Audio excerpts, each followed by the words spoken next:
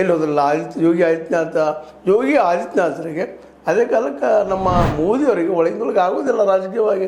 ಮತ್ತು ಇವ್ರು ಹೆಚ್ಚಾಗಿ ಬರೀ ಈ ಆದಿತ್ಯನಾಥ್ ಬಗ್ಗೆ ಮಾತಾಡಿದ್ರೆ ಹೈಕಮಾಂಡ್ ಹೆಂಗೆ ಒಪ್ತದೆ ಇವ್ರನ್ನ? ಇವೆಲ್ಲವೂ ಸೂಕ್ಷ್ಮವಾದಂಥ ಡೆವಲಪ್ಮೆಂಟ್ಗಳಿಂದಾಗಿ ಸಹಜವಾಗಿ ಯತ್ನಾಳರು ಮತ್ತು ಸಿದ್ದೇಶ್ವರರು ಬದುಕಿಸಲು ಅನಿವಾರ್ಯವಾಗಿ ಯಡಿಯೂರಪ್ಪನವರ ಜೊತೆಗೆ ಪಕ್ಷ ಹೋಗುವಂಥ ಸಾಧ್ಯತೆಗಳು ಹೆಚ್ಚಾಗಿದ್ದಾವೆ.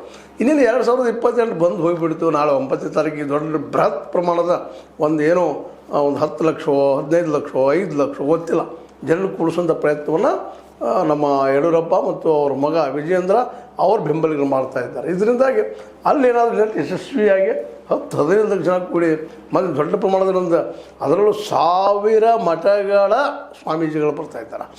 ಮೂಲತಃ ಇವರು ಲಿಂಗಾಯತ ಲಾಬಿ ಮಾಡುವಂಥವ್ರು ಅನ್ನೋದು ಗೊತ್ತಿದ್ದ ವಿಷಯ. ಯಡಿಯೂರಪ್ಪನವರು ಈ ಸಂದರ್ಭದಲ್ಲಿ ಸಾವಿರಾರು ಜನ ಸ್ವಾಮೀಜಿಗಳು ಬಂದರೆ ಆಟೋಮೆಟಿಕ್ ಸಹಜವಾಗಿ ಸಮಾಜದಲ್ಲೊಂದು ಇಫೆಕ್ಟ್ ಆಗೋದು, ಒಂದೇನು ಪ್ರಭಾವ ಬೀರೋದು ಬೇರೆನ.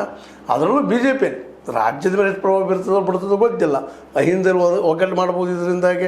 ಇದರಿಂದಾಗಿ ದಲಿತರು ಹಿಂದೆ ಸರಿಬೋದು BJPಯಿಂದ. ಅವು ಬೇರೆ ವಿಷಯ.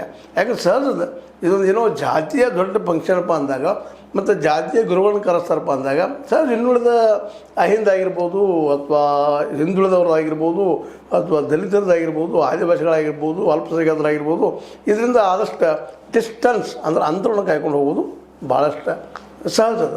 ಅದೇನಾಗ್ತದೆ ಮುಂದಿಂದು. ಬಟ್ ಇವತ್ತು ಮಾತ್ರ ಸಾವಿರಾರು ಜನ ಸ್ವಾಮೀಜಿಗಳನ್ನು ಕೂಡಿಸ್ಕೊಂಡು ದೊಡ್ಡ ಪ್ರಮಾಣದಲ್ಲಿ ಯಡಿಯೂರಪ್ಪನವರು ಅಲ್ಲೇ ತಮ್ಮ 50ನೇ ಅಭಿನಂದನೋತ್ಸವ ಮಾಡಿಕೊಳ್ಳಿ ಹೊರಟಿದ್ದು. ಇದು ಒಂದು ರೀತಿಯಿಂದ ಸಿದ್ದರಾಮಯ್ಯನವರ ಸಿದ್ದರಾಮೋತ್ಸವಕ್ಕೆ ಒಂದು ಸವಾಲೇನು ಅಂತೇಳಿ. ಅದೇ ಕಾಲಕ್ಕೆ DK ಶಿವರ ಕನಕೋತ್ಸವಕ್ಕೆ ಸವಾಲೇನು ಅನ್ನುವಂಗೆ ಮಾಡ್ತಾ ಇದ್ದಾರೆ.